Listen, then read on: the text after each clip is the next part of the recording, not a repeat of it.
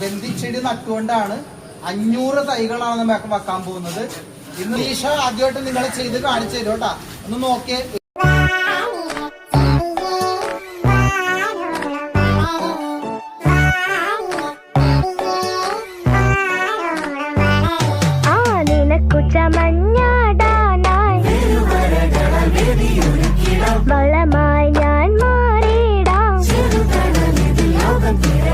പച്ചത്തുള്ളൻ മീലിമുട്ട ഇലപ്പേനോ അകലെ പുഴുകളോ മണ്ടരിയോ കളകളിൽ നിന്ന് അകലെ വാനില ചെടിയേ